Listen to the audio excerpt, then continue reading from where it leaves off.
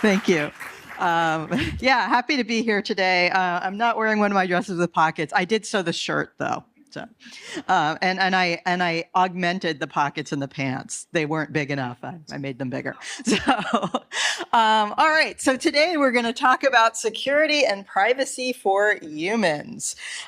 So often when we hear about humans in the context of security and privacy, we hear about them in the context of them being the weakest link in the security chain. We blame them for being the root cause of security problems. There's human error that we talk about. And so, boy, these humans seem really not very good for security. That begs the question of, like, what's wrong with these humans? And, why exactly are they such a big threat? And so often I pose this to my students at the beginning of my usable privacy and security class. And I say to them, who are these human threats? And of course, they've all taken some security classes and they're like, malicious humans. Like, they're a big problem. Eve, the evil attacker. Mallory, the whatever, malicious. And of course, we are concerned about malicious humans, but that's not the only concern we have. We're also concerned about clueless humans who don't realize there's some security thing that they're supposed to do.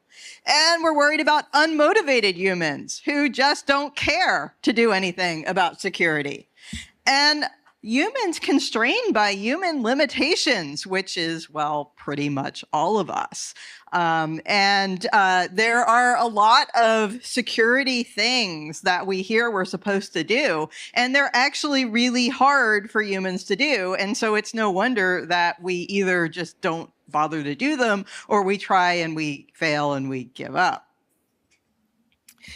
All right, then if we look on the privacy side, it turns out privacy is hard. And so the tech companies that are providing privacy tools keep trying to make them easier for us. They keep complaining that we're just confused users, they've got new settings for us, they're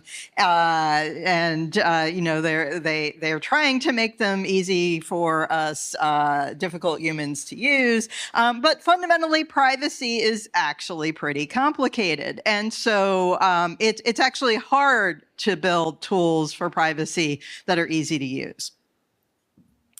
And one of the things that we've seen in our research in usable privacy and security is that the traditional approach, which is to say, have the security or privacy people build really good security and privacy tools that they can use and no one else can use, and then throw them over the fence to the usability people and expect them to just slap on some usability, doesn't really work very well. And that we really need to think about usability when we're designing security and privacy tools if we expect this to actually work. All right, so one of the reasons why this can be somewhat difficult is that security and privacy are what we think of as secondary tasks. And what I mean by that is that except for security professionals, probably like a lot of people in this room, most normal people don't buy a computer to do security. Right? They don't say, I think I'll do some security today. No, they're using their computer for communication and for productivity and for entertainment. And they would really rather not do security. If they do, it's this secondary task, not their primary use of the computer. Right. We've known for a long time that getting this security right is hard, and we know that it's difficult for users. So back in 1999, Usenix security paper, very famous, Why Johnny Can't Encrypt, a usability evaluation of PGP 5.0. All right, this paper has subsequently won a Test of Time award from Usenix Security. And basically, this was a user study that Alma Witten, who was a CMU PhD student.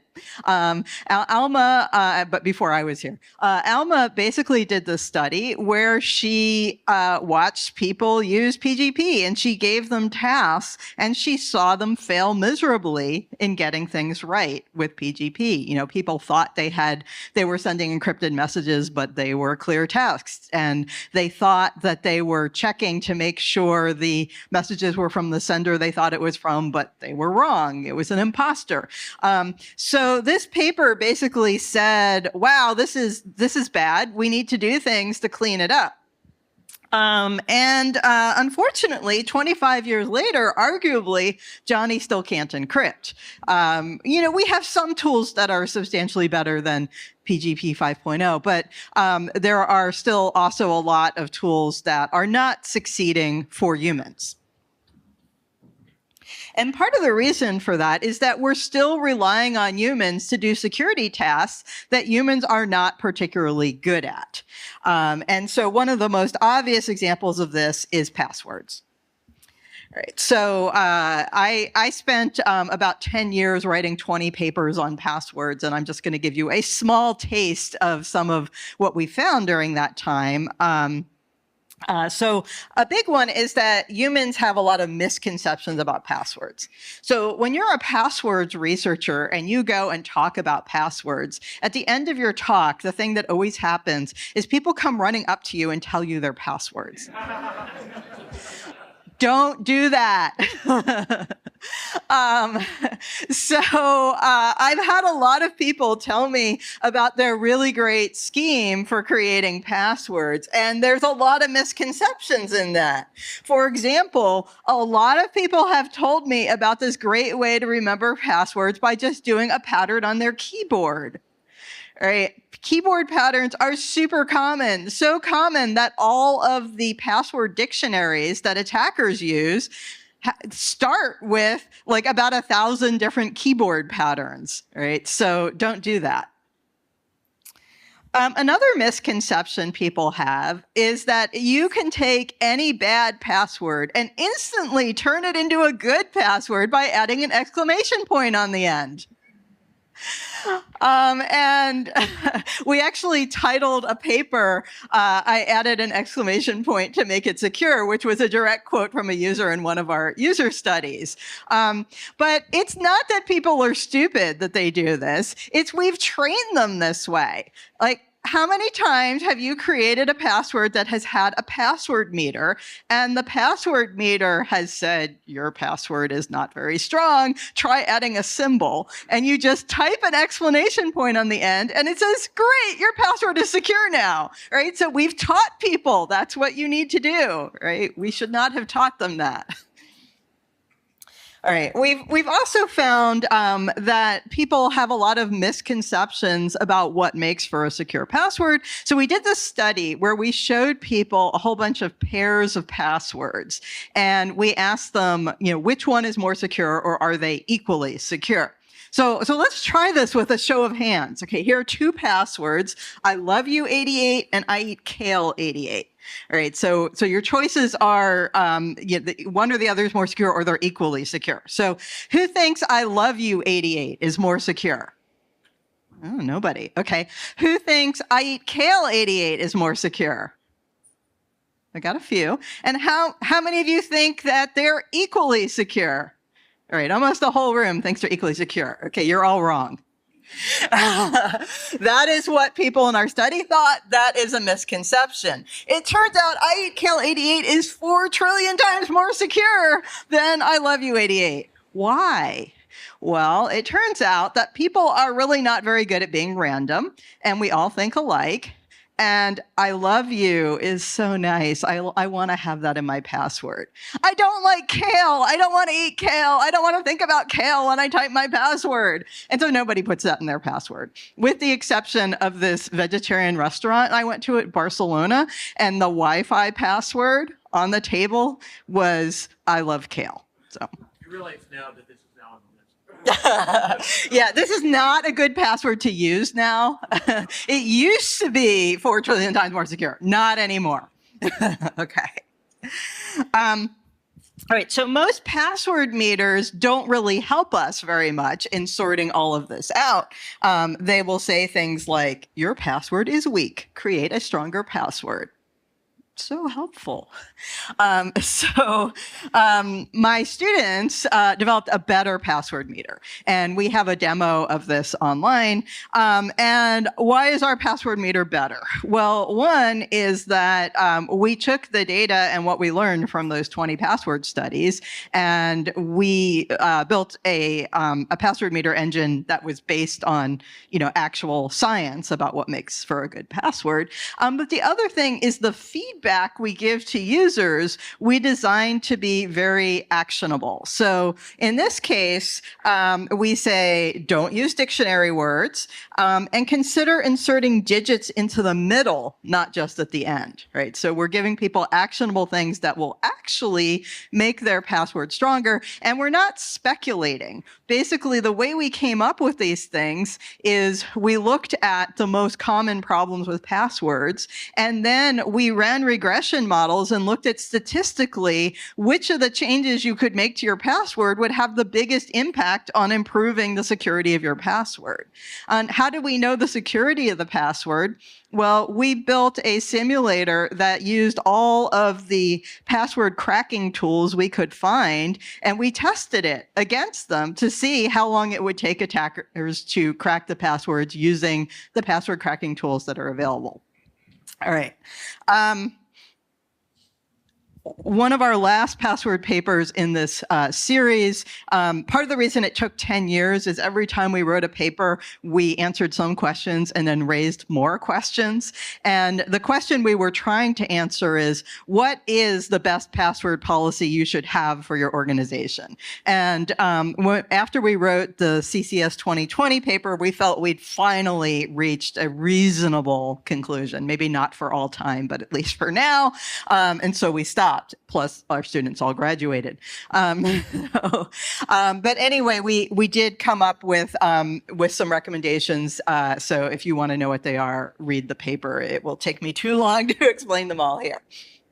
Okay, so besides the passwords themselves, one of the problems we have is that it's so hard to remember these strong passwords that people come up with one password and they just reuse it all the time. I think this is pretty well known, but we weren't quite sure of how bad the problem was. So we did a study with home computer users.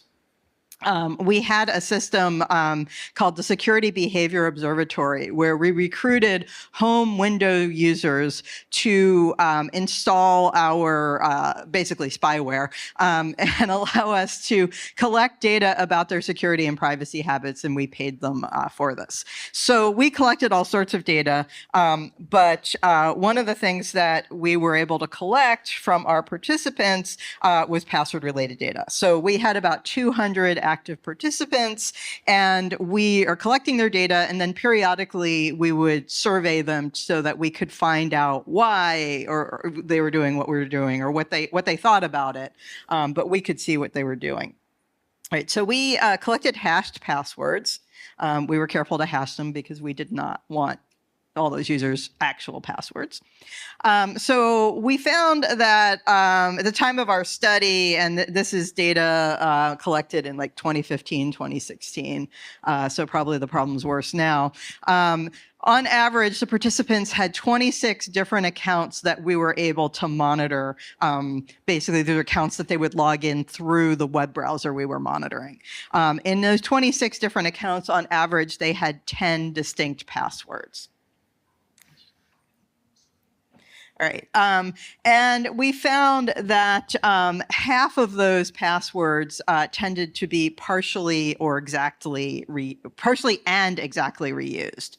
And what I mean by that is, so a partially reused password is I have monkey 1 and then I have monkey 2 and monkey 3. Right, those are my partially reused passwords. And so people did that, and then they exactly reused and then used monkey 1 again and monkey 2 again.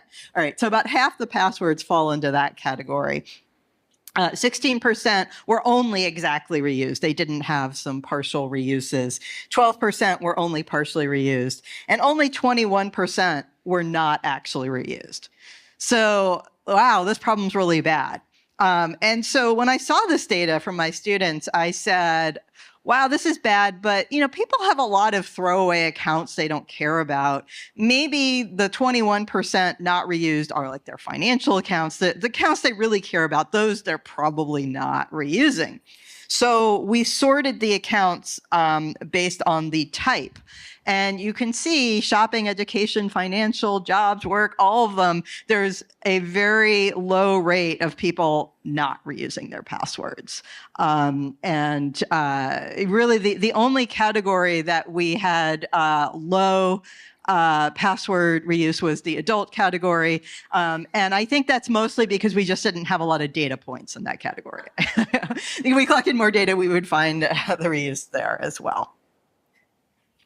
All right, so attackers know this, attackers exploit this, and people who run computer systems and are monitoring password login attempts regularly report that they're seeing this pattern where attackers will go and basically try the passwords from stolen accounts that have been published to the internet. So attackers can get those stolen account passwords and they're like, well, if somebody uses this password on one site, they probably use it on other sites, and they use that to try to break in. And so we really need to do something about that. And so one approach that is widely done in the industry and in government is to just tell people, well, keep changing your password all the time. That will solve this problem. There have been campaigns like this. Passwords are like underpants. I completely disagree. Passwords are not like underpants. Don't tell people that. Okay, so there's an interesting green dot. I don't know where that came from. The theory behind requiring people to change their password is that if someone has acquired your password and has broken into the system, if you change it, you will lock them out. So if you don't know that your password is compromised, you change it, you lock it out. All right, so that's the theory. Seems okay, sort of. My friends at the University of North Carolina actually collected data and did a study. So at UNC at the time, there was a mandatory password change every 3 months. And the researchers were able to get the defunct passwords because the system administrators kept those to make sure people didn't recreate the same password. So they were able to get those. And they were hashed, and they were able to run a system and crack a large number of them. And then they said, okay, now that we've cracked these old passwords, can we guess people's current passwords based on the data from the cracked passwords? And not just surprisingly, they were able to do that. And why were they able to do that? Well, people have very predictable transformations. So people change lowercase letters to capital letters, they increment numbers, they change numbers to symbols on the same key. And this wasn't in the paper, but we've seen people actually just put the date of the password change. It's quarterly, and now you're guaranteed a unique password every time. So it's easy enough for an attacker to discover this. And in this paper, they said in 5 guesses, they were able to crack 17% of the passwords, right? If they did an offline attack in 3 seconds on a very slow processor for today, but at the time, a reasonable processor, they cracked 41% of accounts. So basically what this is showing us is if you are relying on password changes to protect passwords, no, don't do that. It's not actually helping you. There's some reason to believe that users who know that they have to change their passwords every 3 months are actually even more likely to not create a good password to begin with, and to just say, I'm going to have to change it. I'm just going to do something I can remember easily. All right. So when I was at the FTC, here's the password dress and the password quilt, by the way. I wrote a blog post that was on the front page of the FTC website, and I said, we should rethink these mandatory password changes. Around the same time, a lot of other people were saying it too. So in the UK, their security agency was also saying this, and it got a lot of press. And in 2017, NIST changed their password recommendation, their password guidance. And they recommended against password expiry, as well as they recommended reducing the complexity requirements of passwords. Just last week, they have a new recommendation. I guess this one is not finalized yet, but it was put out for public comment, and they're recommending even more simplification of passwords. The cool thing is that NIST is not making it up anymore. Their original password guidance, literally said, we have no data. It's really hard to get password data. It said that in the NIST report. Now NIST cites our papers and other researchers' papers with data and evidence to back up their password policies. So that is very cool. All right. So besides passwords, there are other things that we should be worried about here. If we could get everybody to use two-factor authentication, that would help a lot. And then also, instead of making people come up with complicated passwords, we should really have them just pick random passwords. That is the strongest password, is a completely random password. The downside of a completely random password is most people can't remember it. So if you used a password manager, then you could remember it, or you wouldn't have to. It would remember it for you.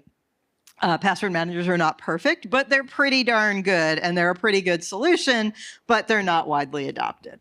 Right, so we've done some look at why are these things not adopted. So at Carnegie Mellon, where you are right now, we use Duo for two-factor authentication. And when Duo was announced that it was going to be rolled out, people said, that's really annoying. Why do we have to do this, right? And so we decided to study the rollout of Duo at CMU.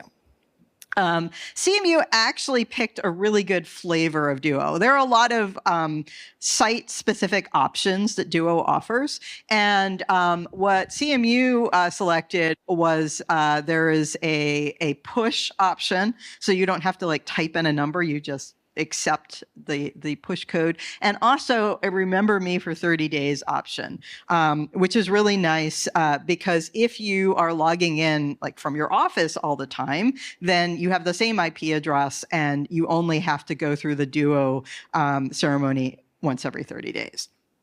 All right, so we surveyed about 1,200 people 1 to 3 weeks before the mandatory adoption deadline. So this was a mix of students, faculty, and staff at CMU.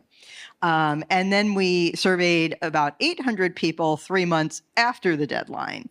And we also got access to help desk and access log data related to two-factor authentication.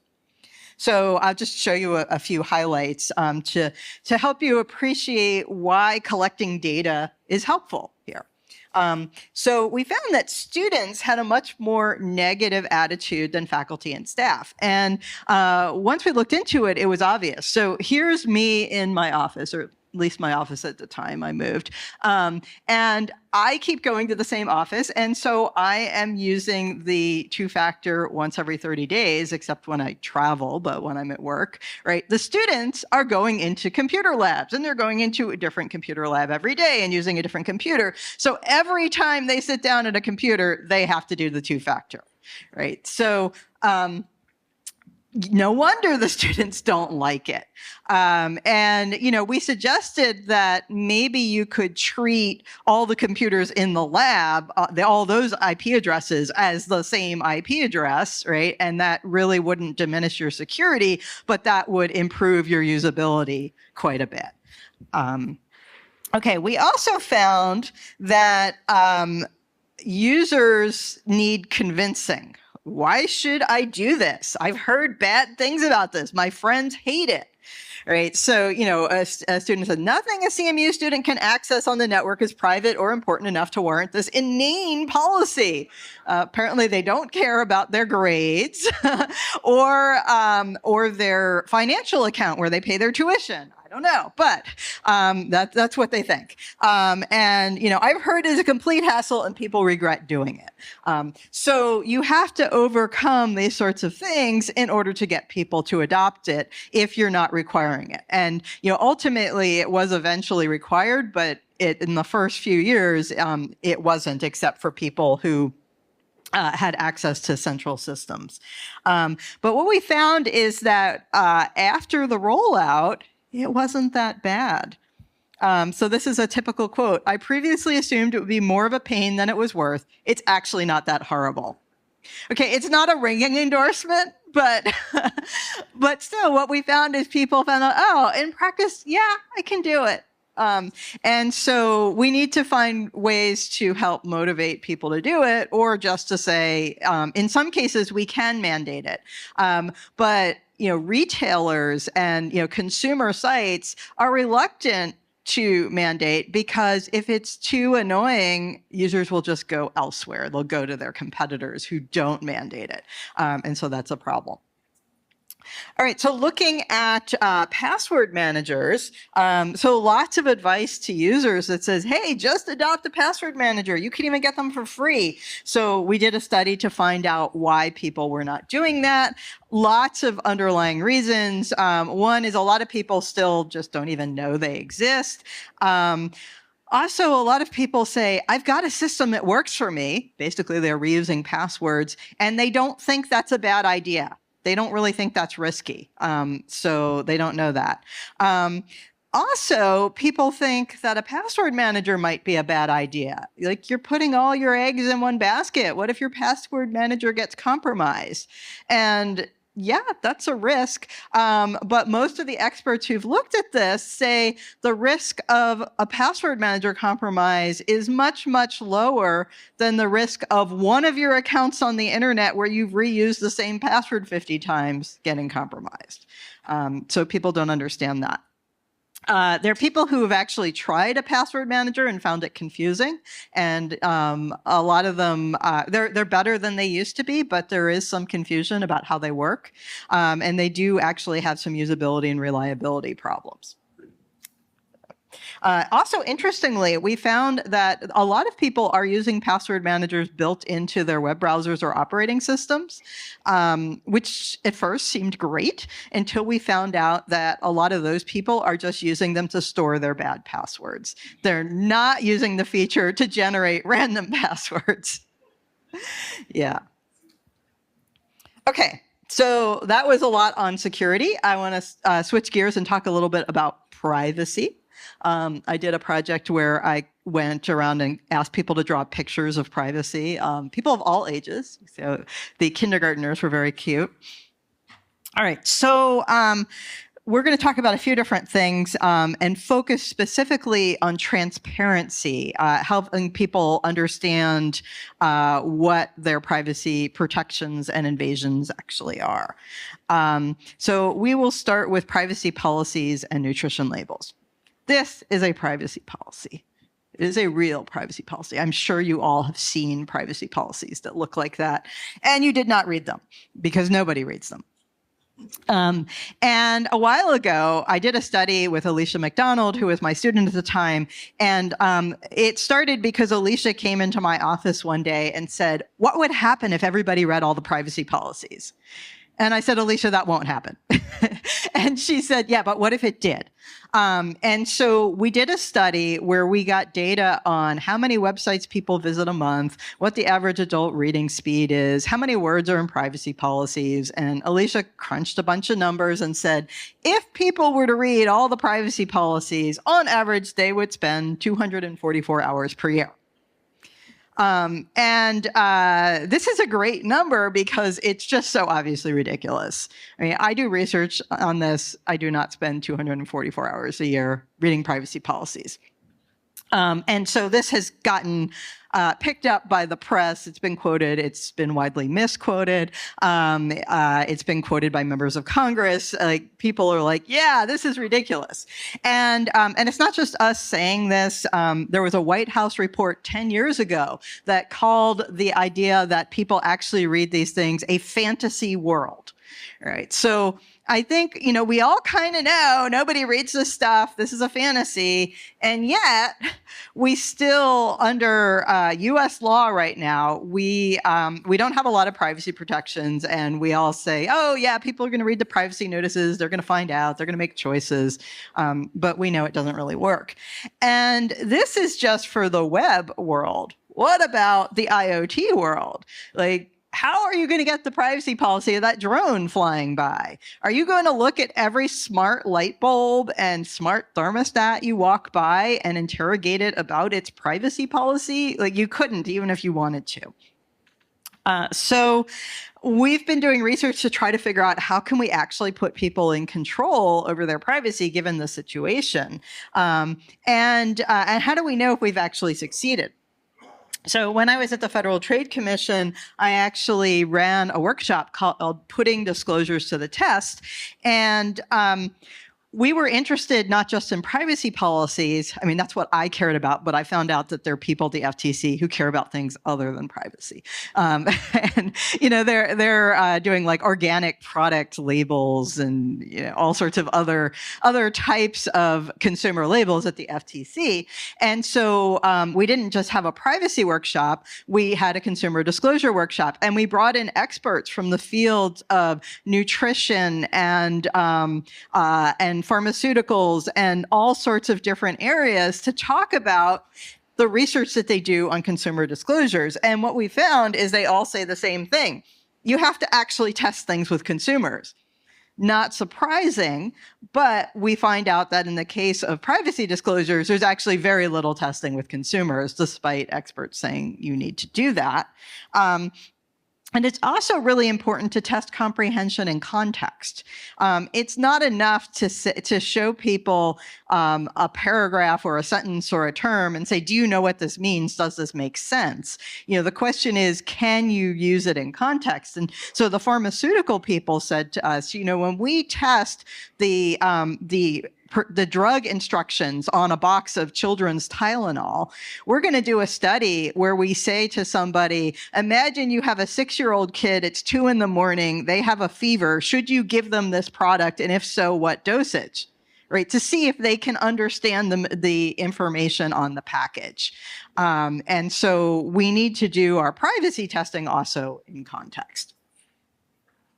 Right. So one proposed solution for making privacy policies more manageable is to make them more like food nutrition labels. Food nutrition labels have been very successful as a way of helping people understand information about the food that they eat.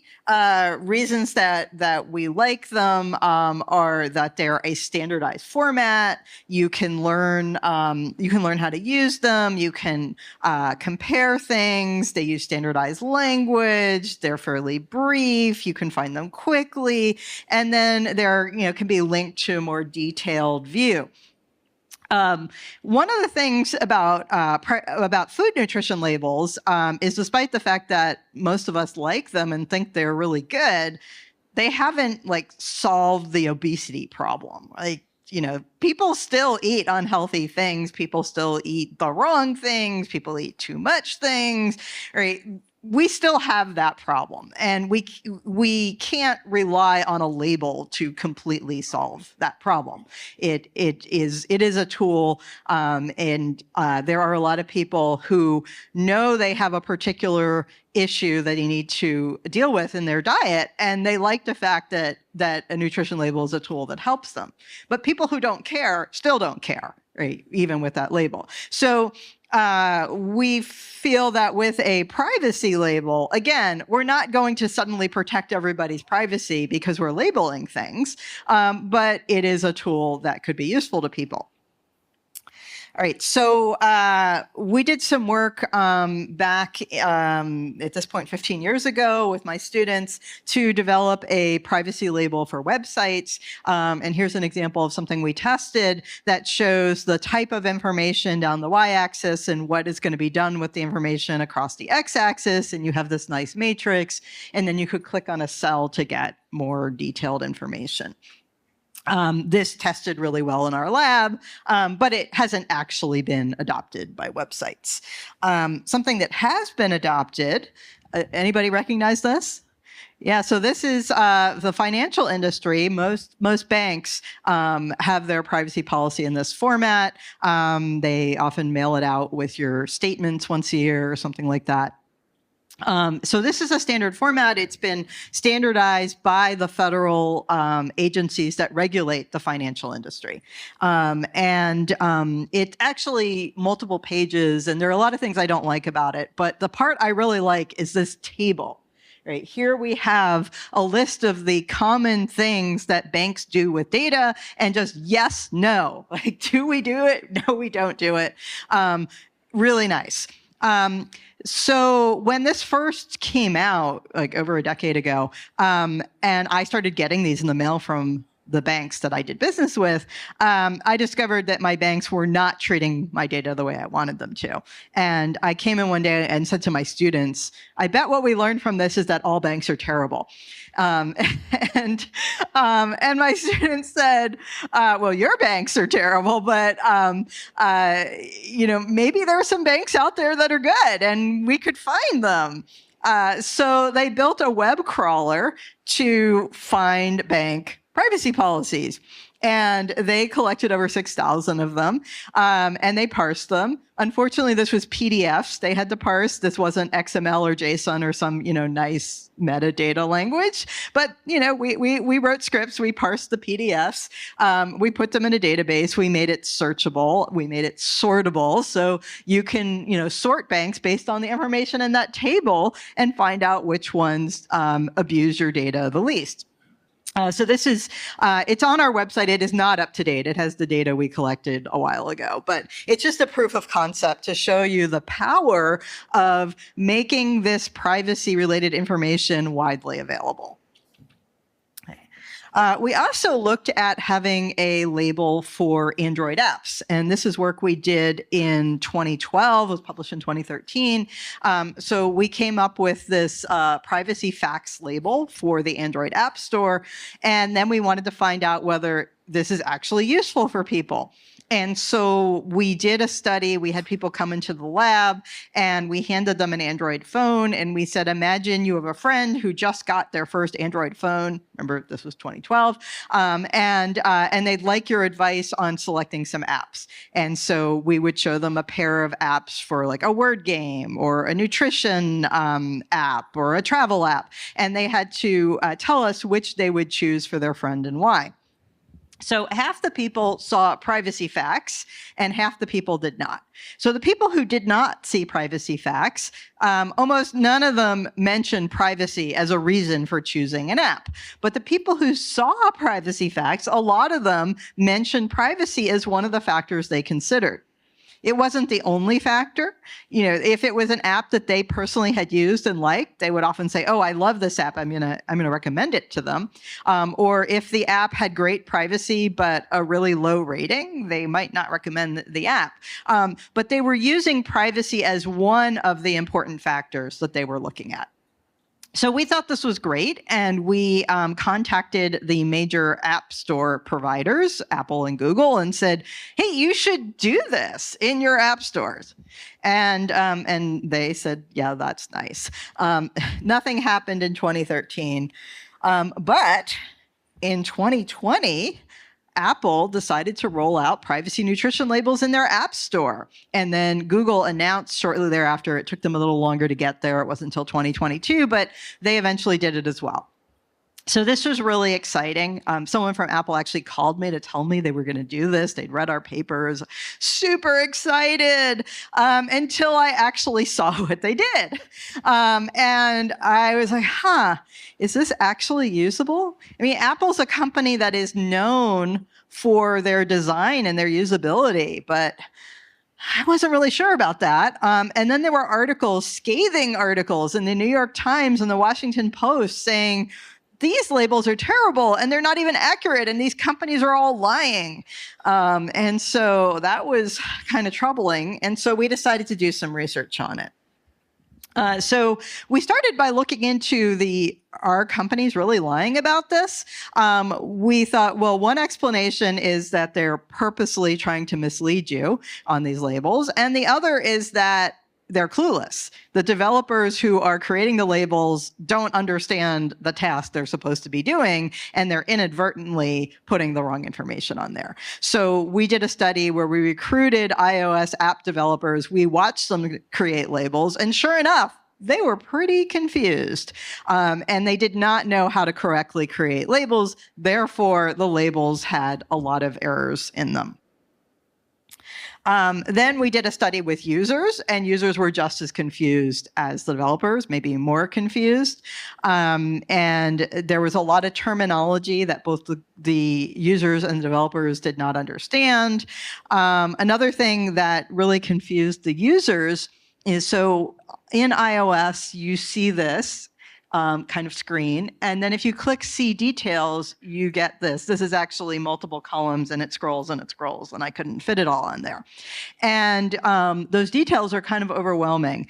And one of the reasons that they are overwhelming is that Apple is representing something very similar to what I showed you in that website label.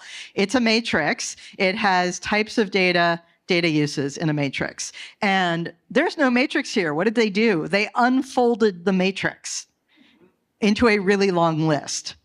Okay, no wonder people are confused. Then we took a look at Android. We did an Android label user study. We found many similar concerns. And Android also unfolded the list, but then they put it into an accordion interface and closed it back up. So it wasn't as overwhelming, but what we found is that very few people actually unfolded the accordion. They would click on one or two things, and they would miss a lot of it because they never unfolded it. So that wasn't really a good solution either. So we brought back the matrix. We actually redesigned Apple's interface with a matrix representation. We did a user study that was just published at PETS this year, where we found that users could use this a lot better than Apple's actual interface, and they could actually understand a lot better. It's not perfect because there's still a lot of confusion about the terminology that Apple uses. For example, data used to track you. People think that means location tracking, but actually it's just targeted advertising. So we're currently doing a study where we are looking at alternate terminology to try to make the words more clear to users. All right, another area where we designed a label is for IoT devices.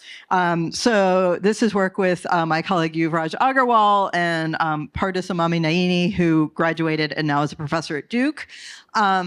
So we designed an IoT security and privacy label. And the idea is you would have something like this that you would put on the box when you buy your smart doorbell or smart light bulb or whatever. And this was developed after doing interviews with users as well as with experts. And the problem was that experts had a lot of information they thought was super important for people to know. 47 items. So we said, okay, this is what consumers will see. And then if you want more detail, you can click or scan the QR code and get the more detailed view. This tested really well in our testing. We went and started talking to IoT device manufacturers and retailers and industry organizations and saying, hey, we have this great idea for you. And they weren't particularly interested. So then the White House put out an executive order and said, there will be labels on IoT devices.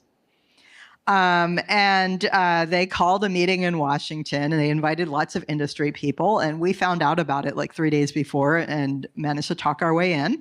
All the industry people showed up with like, oh, yeah, labels. Yeah, right, labels. And we came with a concrete proposal.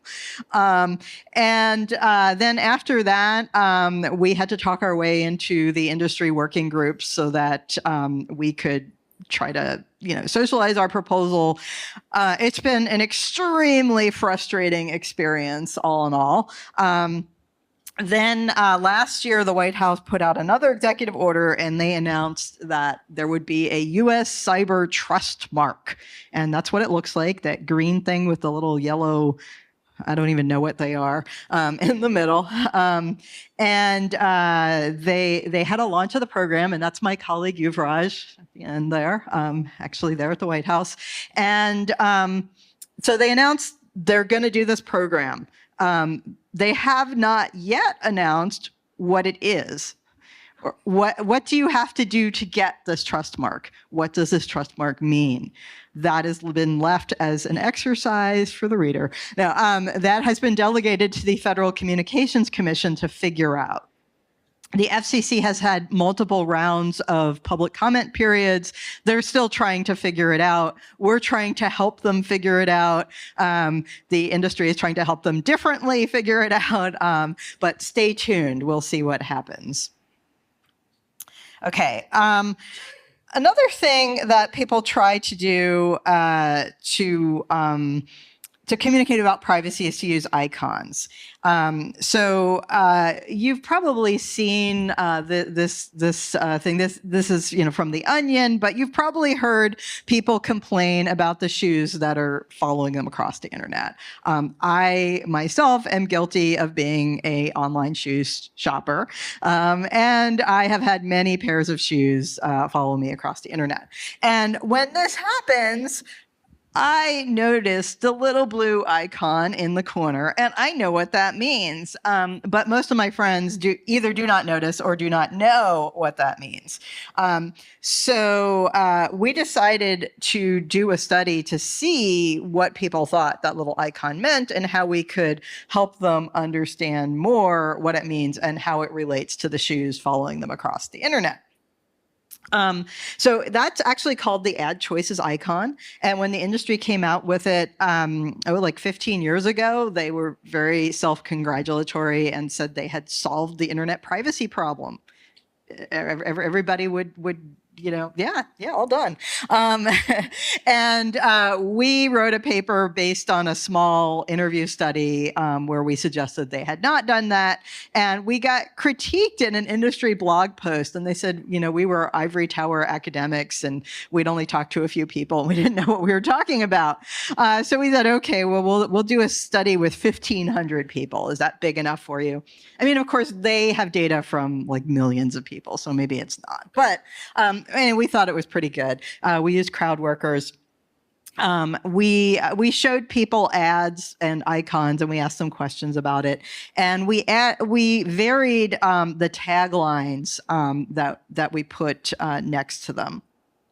Okay, so we asked questions like this: what would happen if you clicked on the icon? Okay, because this is really important because in theory, what's supposed to happen is you click on the icon and you actually get information about what they're doing with your information and the ability to opt out. But if you don't click on it, then you never know this. So why are people not clicking on it? Well, 56% think that more ads will pop up. Okay, no wonder they're not clicking on it. 45% think it's like a your ad here. If you wanted to buy an ad, you would click on it. And only 27% knew the correct answer, that it will take you to a page where you can opt out of tailored ads. Right, so 27% is kind of a failing grade. So what if we change the words? Instead of the word ad choices, what if we put the word configure ad preferences? Okay, now all of a sudden, people are doing better. They're not doing great, but they're doing better. We go from 27% understanding to 50%, which is actually a huge improvement. And this was just one study, and we got from 27% to 50%. Now, the ad industry is an industry that is about communication. And they do these studies to maximize their communication potential. So if they actually wanted people to understand this, I believe they could do better. We did this study over a decade ago. They have not done better. All right. We also did a project to try to come up with useful privacy icons. And this was inspired by the California Consumer Privacy Act. When it passed a few years ago, my students went and read it and looked for something interesting that could inspire a research project.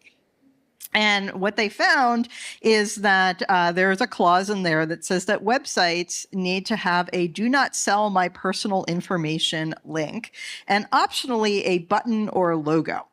And so my students were like, oh, what kind of icon is going to be on this button or logo? Maybe we can test it and see if it's any better than the ad industry's icon. So we called the California Attorney General's office and asked them. And they said, oh, we haven't figured it out yet, but we have a public comment period and we'd love your thoughts.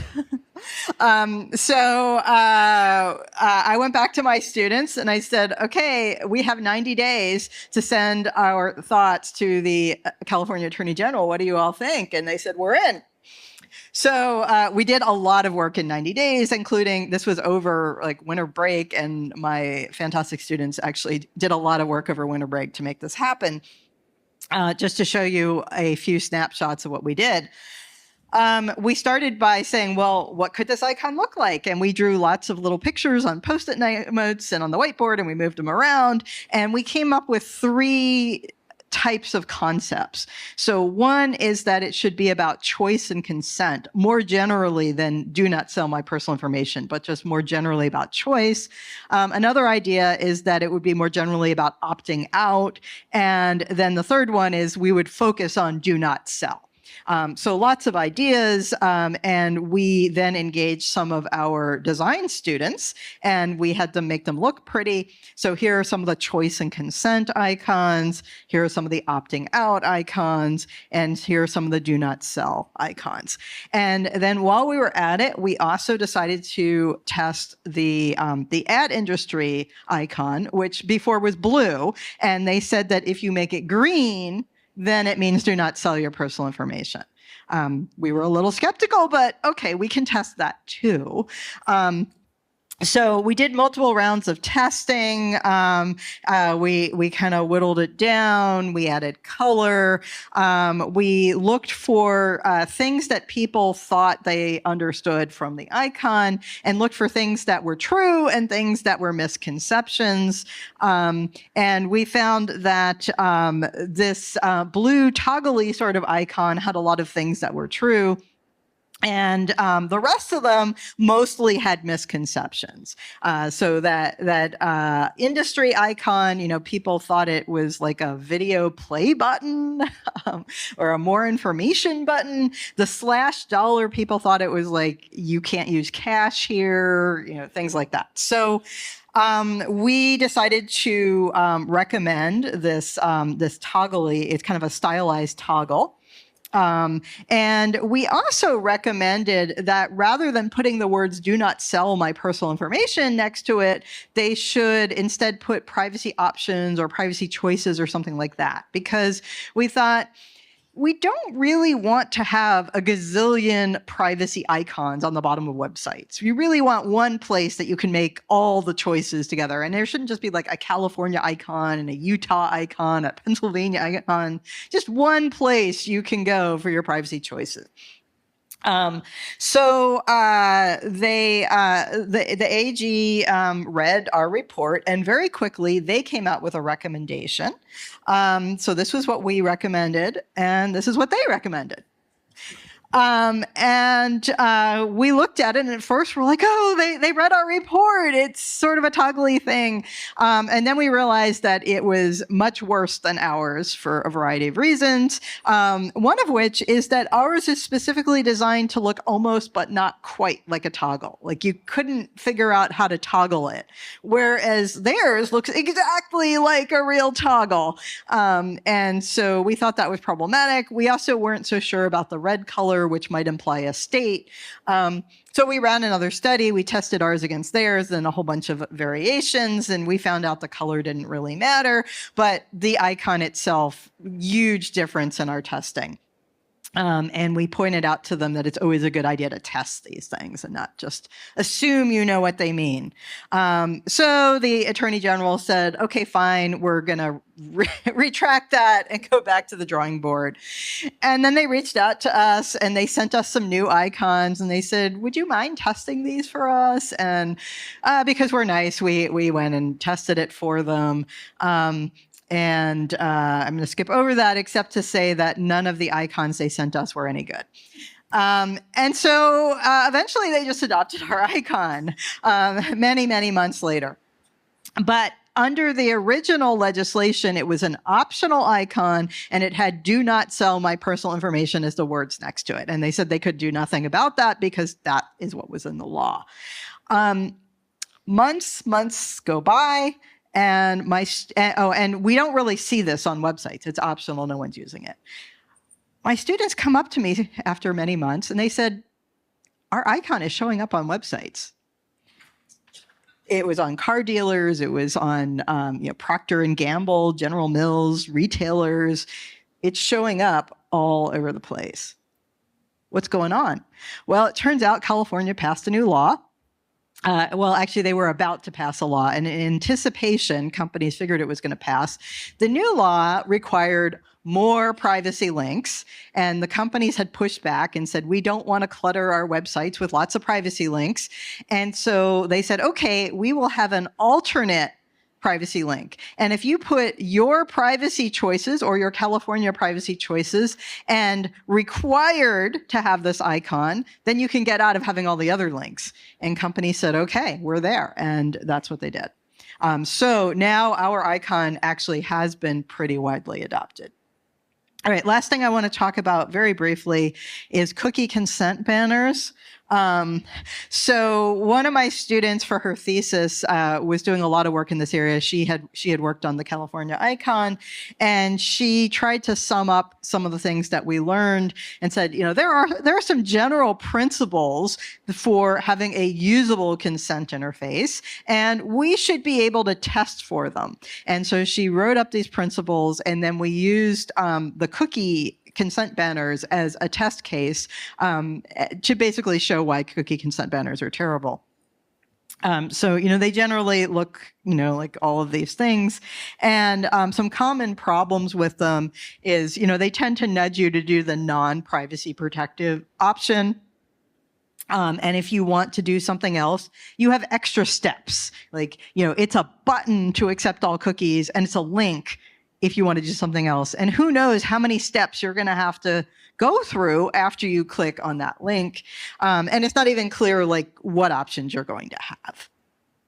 Okay, so we did a user study. We designed a dozen different cookie interfaces that all had exactly the same result, but looked very different. And what we found is in the user study, what people decided to do, which button they clicked on or whether they ignored it, varied a lot based on the user interface, what format we showed them. We could completely manipulate people into choosing one or the other option.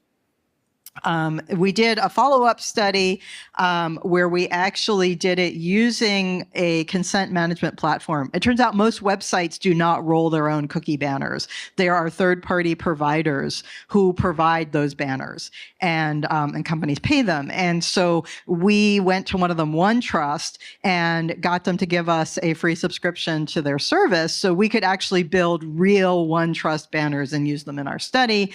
In this case, we did 14 conditions, all using what is available from OneTrust. And we did this study in both the US and the UK because they have different privacy laws in the UK. So we had kind of a baseline interface here for our study. We showed them 4 different types of cookies, and we tried to design this to be a good interface. So you can see without clicking all the choices, and you have the same color purple for allow, allow just your selection, or accept all cookies. Okay, and we had an X in the corner. We did not like the X in the corner, but most OneTrust banners have an X in the corner, and so we decided to test it. All right, so what we found is that, we had 14 different conditions. Each of these bars shows what button people pressed in each condition. And there's a whole bunch that had subtle variations where there's a good chunk of people who said only accept the strictly necessary cookies in pink there. And then there's a bunch where almost everybody accepted all the cookies or did nothing or clicked the X. All right. And those were the ones that didn't tell you your choices on the original interface. You had to click through the link in order to find out. And it had a real deterring effect for anybody to do anything other than accept all the cookies. We also found the close button was really confusing. We asked people, what happens when you click that X? And some people said, I expect it means I do not accept cookies. And other people said, I expect it means that the cookies are going to be collected. So it was pretty well split. Nobody knows. What is the right answer? Well, it turns out that that is a website configurable option. And so it means something different on every website. So without going and actually looking very detailed behind the scenes at the code, you would have no way to know. That seems really wrong. We have conveyed that to OneTrust. They're thinking about it. All right, so we conveyed actually a whole bunch of recommendations to OneTrust. We showed them our list of principles for designing good interfaces. We suggested they follow them, and maybe they will. That said, even if they take our advice and we have beautiful cookie banners are not really a great solution to this problem. Even if every website I visit, I see a beautiful cookie banner, I still don't want to have to interact with a beautiful cookie banner on every website, right? It's just like very burdensome. And so a better long-term solution would be to have some automation, allow me to set up in my website up front, these are my preferences, and just have my web browser automatically communicate with websites what my preferences are, with an ability for me to override. If I might say I just really don't want these cookies, and then I go to a website and I love the website and I want to do all sorts of extra things on the website, and then I might say, okay, yeah, I'd like to turn on cookies here. All right, final slide, some takeaways. So don't assume you have to trade off security and privacy for usability. Think about how you can actually build usability in.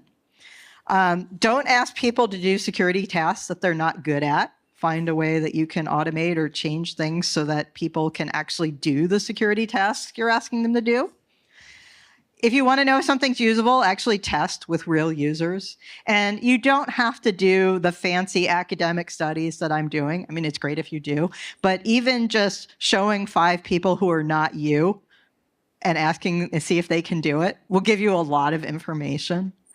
And look for automated and standardized solutions that don't rely on user effort. Can you automate so that you don't have to have users do stuff?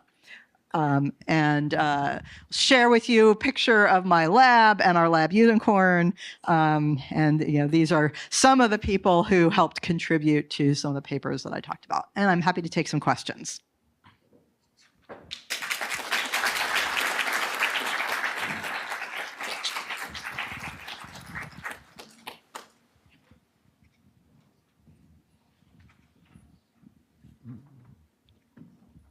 Hi there, great presentation.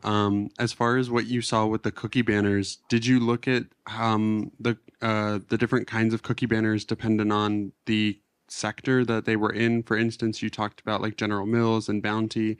Did you notice that one particular industry had more configurable options or a more difficult cookie banner than the other? So we did not do that study. There have been other studies that have like cataloged cookie banners across industries and things like that, and I don't know off the top of my head, what they've found.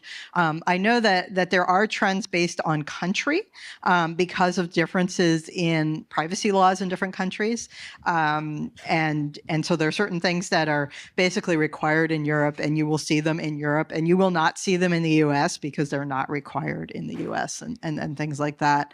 As far as industry goes, my guess would be that there's some guidance put out by industry associations, and so where there's an industry association that has basically said, car dealers should do this, maybe you see companies doing that. I've also observed that small companies that can't afford to hire fancy lawyers or whatever, have a definite tendency to just copy what they see other people in their industry doing. Even professional societies do that. I've had discussions with ACM and Usenix about the really bad cookie banners on their websites and where did this come from? And they were like, yeah, we just kind of picked it up off the street and dusted it off and put it on our website. Both of those organizations have tried again since the discussion I had with them, and they're a little better. Yeah. Thank you for the great talk. So in addition to password, there are other technology like passphrase, tokens, and SSH key, for example. What is your advice or what's your opinion on the usability of such technologies? Yeah, so passphrases is one of my favorite. How many of you are familiar with the XKCD cartoon Correct Horse Battery Staple? Yeah, a lot of you. So that's like a decade old at this point, but we still remember it because it's reprinted a zillion times. So basically, the XKCD cartoonist put out a cartoon that said, stop using passwords, use passphrases instead. They are going to be easy to remember and super secure. And he said specifically random passphrases, which is really critical because if you don't have random passphrases, they will not be secure. If you just ask people, use a phrase you can remember, they will all do Taylor Swift lyrics. They're not going to be hard to guess. All right. So we saw this, and a lot of people came up to me and said, why are you doing password research? The XKCD cartoonist has solved your problem for you. And I said, well, I am a researcher, and this is a testable question, and I will do a research project to find out. And so we did a paper, which we titled Correct Horse Battery Staple, and we tested several approaches to randomly generating passphrases against several approaches to randomly generating passwords, and we tested them with actual users. And we found it was kind of a wash, that passphrases were not in general liked any better or worse than passwords. They weren't actually any easier or harder to remember, on average. Passphrases take longer to type than passwords. More typos means they can actually take more time. So any small amount of improvement then gets wiped out by the fact that they take longer and things like that. So our conclusion was, if you like passphrases, go ahead and use them as long as they're actually random. But if you don't and you'd rather just use passwords, you're good too. Now, of course, we tested that for a particular password strength, and some people have suggested, well, maybe if we were doing much stronger passwords, you would get a different result. Yeah, that's a testable question. Go do the study. I would love to hear what you find out. As far as all of the other things that you can do instead of passwords, yeah, there's some of them that have been tested and some of them that haven't. There's a great paper on password alternatives by Joe Bonneau and others that has this big table of 25 different password alternatives, and he has a whole bunch of criteria for adoption.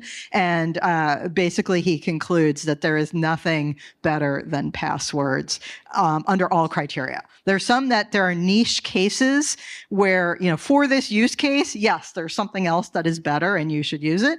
But as an all-purpose replacement for password, at least at the time, which was like 10 years ago, he couldn't find anything better. So. Hi, thank you for a great talk, Jie Yin, Gonzaga University. So you talk about the usability for security privacy issues. What are your thoughts about usability for the user trainings? The trainings could be detrimental effect or very effective. What are your thoughts about usability for the user training? Yeah, so I actually know a lot about user training too, because one of the other things I did was research on how to train people to avoid phishing attacks, which then led to starting a company to do security awareness training. And that company got bought out by Proofpoint. So I now no longer have anything to do with it. But we did a lot of research about how we can train people effectively. There's a lot of really bad training out there. There's training that just doesn't use any sort of educational principles. There's training that just kind of shames people but doesn't make them feel good about learning. There's training that just teaches them the wrong things. Training gives them too much information.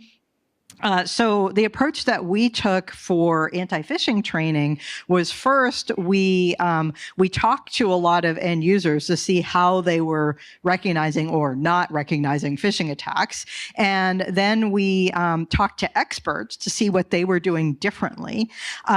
We discovered that experts were mousing over URLs and parsing the URLs, and when we talked to lay people, they were like, well, I wouldn't know what to look at on the URL, if I moused over it. And so we realized that the knowledge gap was people not knowing how to parse URLs and determine if they use that to determine if it was phishing, because that was really the critical thing that experts were doing.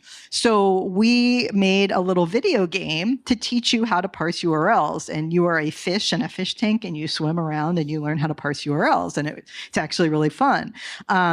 And we posted that online. People played it. We tested it. It was great. And then we spun off a company to actually sell it. So that was effective. The other key thing from our research was we did one of the first campaigns where you send employees a fake phishing message. And what was different about what we did from a lot of the other commercially available solutions is that when people fell for the phish, we immediately trained them. So a lot of companies are using this, and when you fall for the phish, your boss gets told that you don't know what to do, and then you get sent to security training later. We did it right then and there. So you fall for the phish, and what pops up on your screen is a comic strip that explains what happened and what you could do to protect yourself, and also explains that it's not your fault. This happens to a lot of people, but you can learn and do better. And that was really effective. And that's still an effective approach that I recommend. We've got time for two more quick questions. We've got queued up here. Hi, great talk. It's Tim with Tim Daniel with Indiana University, and I admit I occasionally do read a full privacy notice, but not very often. Yeah, and so I love this idea of the nutritional label aspect or the bank statement aspect, but it kind of got me thinking there are a lot of protections in place so that what ends up on those are already safe for consumers, and it kind of got me thinking. What if could it be just kicking the can down the road, and people, when they're accepting these or looking at them, even with a nutrition label type thing, people want to get what they want immediately, and it may just not be a concern, or they don't know how to interpret the little factoids on there. Do you have any ideas about that or thoughts? Yeah, no, I think those are great observations. So I said when I presented this that these labels are not going to solve the privacy problem. We need other things. So what do we need? Well, one of the things that we need is actual privacy laws in the United States.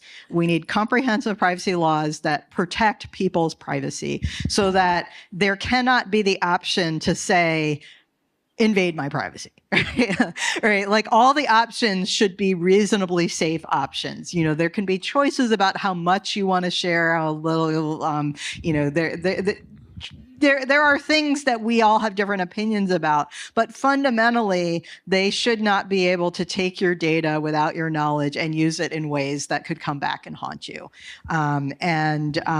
Yeah, we just need privacy laws to do that. Yeah. Hello, Jerry Perez with UT Southwestern. So to address the statement that you had said about follow-up for the research, I would like to suggest two ways of, well, actually 3 ways of validating your research. One is using classical computing to test, you know, like RSA keys and or your passwords. You know, people like to use their favorite flavor of crackers like John the Ripper, things like that. But then it gives you the opportunity to throw GPUs at the problem. And then you can go one step further. There are a few variances where you can use a quantum machine to go after it. And so then you can start creating maps of your password strength tolerances. So usually using classical computing, John the Ripper says you need at least 10 digits in your password.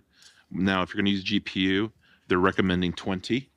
And if you're using quantum, there is no limit. I mean, it's they gotcha using the quantum. So I think what you have here is an opportunity to point out that the emperor has no clothes. Yeah, so quantum computing is definitely a different game, and we're not there yet. So no, we will get there, but we're not there yet. But the other things, yeah, I agree with you. And we actually have a system to basically do what you suggested. We have a password guessing system that we make available to researchers. And we've had dozens of researchers send us their password sets for research. We do not want people's actual passwords. That would be dangerous. But password sets for research, and we will basically run them through on a GPU system, 10 different password crackers, not just the most popular ones. We also, we wanted to build a better one. So my students built a better one than what was out there, and we competed it at DEF CON and won. So, you know, it's pretty good. So we run all 10 of them in parallel, and for every password, we give it the score of whichever one cracked your password first. So we have that simulator, and we've like I said, we've had dozens of researchers who've sent us data and used that. Let's thank Lorrie again for this amazing presentation.